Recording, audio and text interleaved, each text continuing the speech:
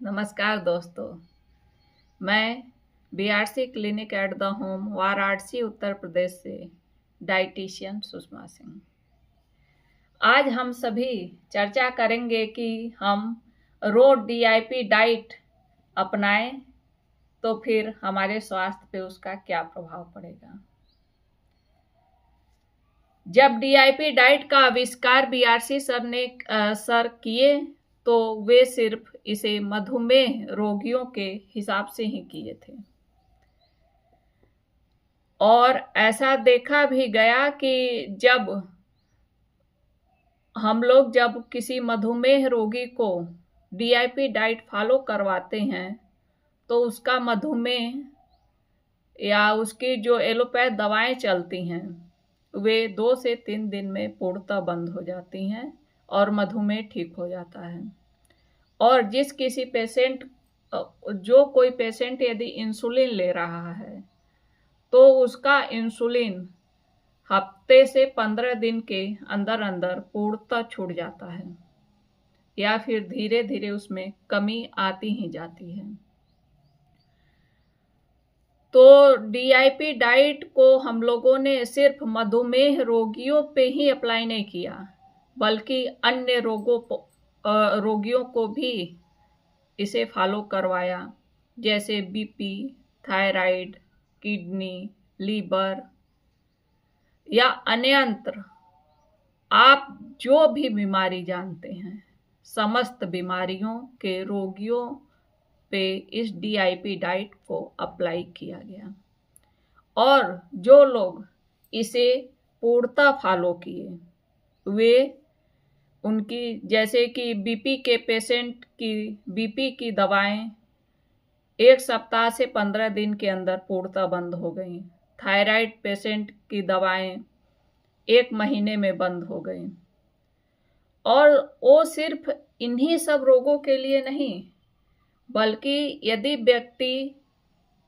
कोई व्यक्ति बीपी से ग्रसित है और हमारे पास आता है तो हम उसे डाइट बताते हैं और वे इसे पूर्णतः फॉलो करता है और घर जाके हमें बताता है कि उसके मोटापे में भी कमी आ गई और उसके जोड़ों में भी जो दर्द था वो धीरे धीरे कम होने लगा है। उसे अन्य भी जो समस्याएं होती हैं उसकी सभी समस्याएं डीआईपी डाइट के फॉलो करने से ठीक होने लगती हैं। और इस पे कई ट्रायल भी हुए हैं, जैसे गवर्नमेंट ऑफ इंडिया ने 2018 से 2020 तक ट्रायल किया था और ये इन्फ्लेमेटरी डिजीज में, डायबिटीज टाइप 1 में और थायराइड में डीआईपी डाइट बहुत ही प्रभावशाली रहा।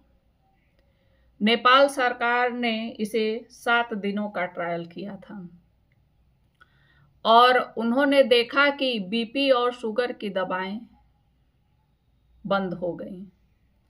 और मलेशिया लिंकन यूनिवर्सिटी ने किडनी के पेशेंट पे ट्रायल किया जो 25 दिनों का था और उन्होंने ये देखा कि 25 दिनों में ही किडनी जिनका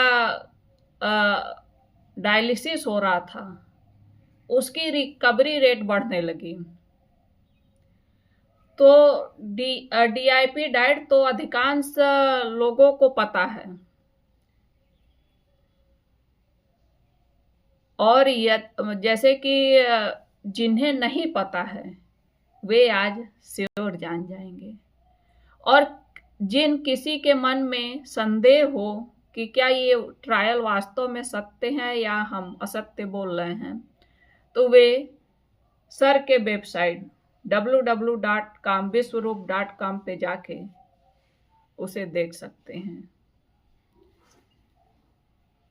और जिस किसी को डीआईपी डाइट के विषय में पता है तो वे इसे अवश्य फॉलो करें और जिसे नहीं पता है वे इसे अभी अच्छे से ध्यान से हमारी बातों को सुनकर इसे जान लें और उसे अपने जीवन में अप्लाई करें।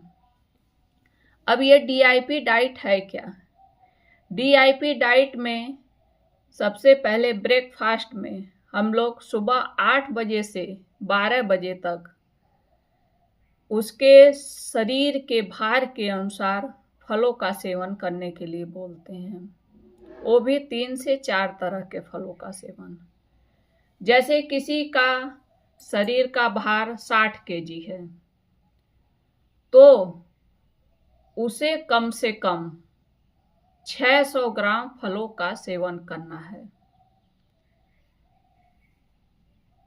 ये नहीं है कि वो सिर्फ 600 ग्राम ही खाए, हो सकता है किसी का पेट 500 ग्राम में ही पूर्णतः भर जाए तो वे 500 ग्राम खा सकता है, और किसी का पेट 1 केजी भी खाने पे न भरे तो उसकी मात्रा बढ़ा के 1.5 केजी तक कर ले।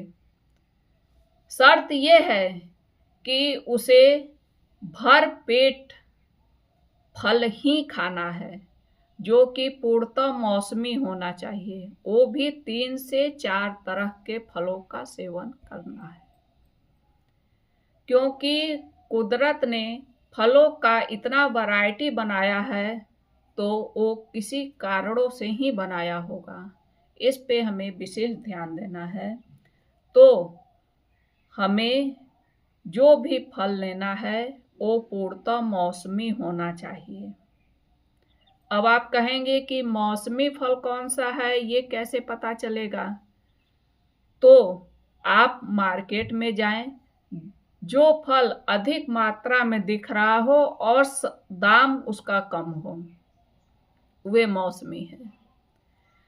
और इसे शुगर के पेशेंट हो या बीपी के पेशेंट हो या अन्य किसी भी समस्या से ग्रसित रोगी हों, या जिन किसी को भविष्य में किसी भी समस्या से ग्रसित नहीं होना है, वे लोग भी इसका भरपूर सेवन कीजिए। और शुगर के पेशेंट के लिए एक विशेष निर्देश है कि आप जितना अधिक मीठा फल खाएंगे उतना जल्दी आप ठीक होंगे। तो आप जम के भरपूर बिना किसी भय का फल खाइए और अपने प्रत्येक एलोपैथ की दवाओं से पीछा छुड़ाइए। अब रही लंच और डिनर की बात। लंच और डिनर लगभग सेम रहेगा। लंच और डिनर में 2 प्लेट लेके बैठना है। प्लेट 1 में सलाद रहेगा और प्लेट 2 में घर का बना भोजन। जैसे प्लेट 1 में सलाद की मात्रा, जैसे वजन 60 केजी है तो कम से कम 300 ग्राम सलाद खाना है। वो भी मौसमी होना चाहिए और 3 से 4 प्रकार के सलाद होने चाहिए, और उसे कच्चा ही खाना है, उसमें बिना नमक मिलाए। आप नींबू डाल सकते हैं, धनिया डाल सकते हैं, मिर्च डाल सकते हैं, लेकिन नमक नहीं डालना है। आप पहले प्लेट 1 समाप्त करेंगे, फिर उसके बाद ही प्लेट 2 पे जाएंगे। प्लेट 2 में घर का बना दाल सब्जी होना चाहिए, और जो कोई किसी भी बीमारी से ग्रसित है वे गेहूं और चावल के स्थान पर मिलेट्स का प्रयोग करेगा, और जो किसी भी रोग से ग्रसित नहीं है वे गेहूं चावल का सेवन कर सकता है। तो इस तरह से हमें ब्रेकफास्ट, लंच और डिनर का सेवन करना है। और आप कहेंगे कि हम इतना ढेर सारा सलाद खा लेंगे तो फिर हम भोजन कैसे कर पाएंगे? तो आप इसके लिए बिल्कुल निश्चिंत रहें। हो सकता है 1-2 दिन आपके साथ ऐसा हो कि आप प्लेट 1 समाप्त करते करते आपकी भूख पूर्णतः समाप्त हो जाए और आप प्लेट 2 न खा पाए, लेकिन 2 से 3 दिन के बाद आप देखेंगे कि आप प्लेट 1 भी पूर्णतः समाप्त कर लिए हैं और आपकी भूख भी बची हुई है, और आप प्लेट 2 जितना अभी भोजन करते हैं उतना या उससे ज्यादा ही आप भोजन कर पाएंगे। ये रही खाने की बात। अब हमें क्या क्या नहीं खाना है इसका भी चर्चा कर लेते हैं। जैसे हमें एनिमल प्रोडक्ट पूर्णतः नहीं खाना है, और फैक्ट्री प्रोडक्ट, जो भी चीज़ें फैक्ट्री से निकल के आई हैं वो हमें नहीं खाना है। कोई भी चीज़ हम जब हाथ से उठा के अपने मुंह तक ले जाएं तो पहले ये ध्यान से देखें और सोचें कि ये हमें पेड़ पौधों से मिला है या किसी जानवर से मिला है या किसी फैक्ट्री से आया है।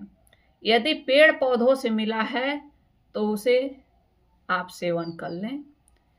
यदि जानवर या फैक्ट्री से निकला हुआ है तो आप उसका बिल्कुल भी सेवन ना करें। और कुछ चीज़ें आप दिन में कभी भी खा सकते हैं अपने भूख के हिसाब से, जैसे स्प्राउट्स हुआ और नट्स हुआ। नट्स भीगा हुआ होना चाहिए, ऐसे ही नट्स का सेवन नहीं करना है। आप नट्स को 4-5 घंटे पानी में भिगो दें, फिर उसका सेवन करें। या आप फल का सेवन कभी भी कर सकते हैं। और सबसे जरूरी बात, आपको सूर्य के प्रकाश का सेवन दिन में कम से कम 40 मिनट अवश्य ही करना है। और एक विशेष निर्देश आपको देना चाहेंगे कि आप सूर्य के साथ चलना शुरू कीजिए। और शाम का भोजन सूर्य अस्त के बाद बिल्कुल भी ग्रहण न करें, क्योंकि सूर्य अस्त के बाद ग्रहण किया गया भोजन ही हमारे शरीर में रोगों को न्योता देता है। बहुत बहुत धन्यवाद।